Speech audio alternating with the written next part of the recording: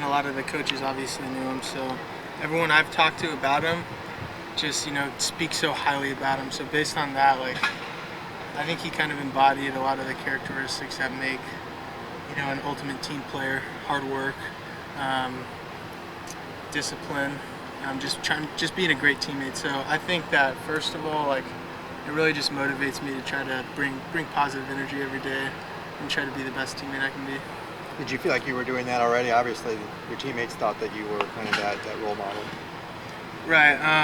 Yeah. I mean, the fact that my teammates kind of supposedly view me as that, and the coaches pick me to wear this jersey, it's a huge honor because, as a walk-on, sometimes that's the most you can do is just bring a positive attitude and work your butt off every day. So yeah, I've been trying to do that since I got here, I'd say. How did that process work of them awarding you this number? I know that they said Nick's parents were here. Did they just call you guys together? Kind of take us through how that happened.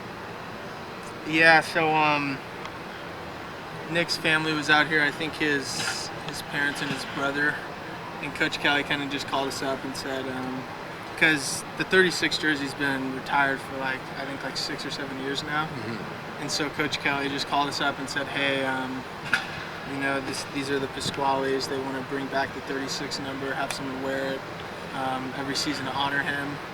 And then that's when Coach Kelly kind of just called me up, kind of surprised me. Super honored by it. Did you guys vote on it, or was it the coaches chose you?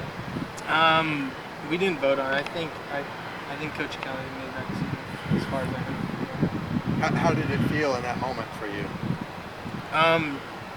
It was really special because, like I said, just everything I've heard about Nick Pasquale, he just sounded like an incredible man, incredible teammate. So, I think this kind of represents a little bit more than what you do on the field. It's more about how you are in the locker room as a teammate. So, to get that honor is it's really humbling. Did you get a chance to talk to his parents? Yeah, I met with his parents briefly.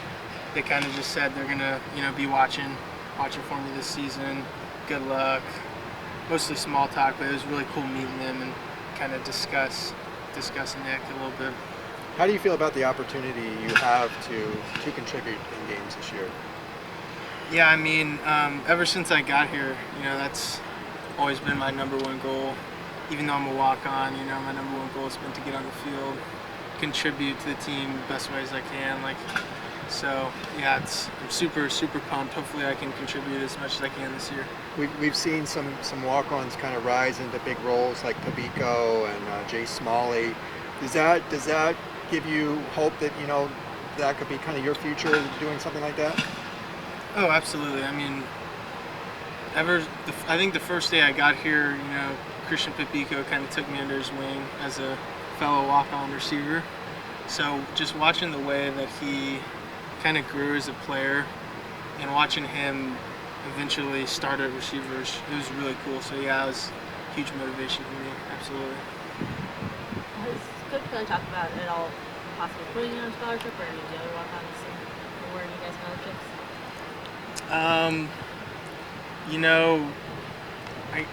I'd say as walk-ons, you try to just kind of worry about what the stuff you can control.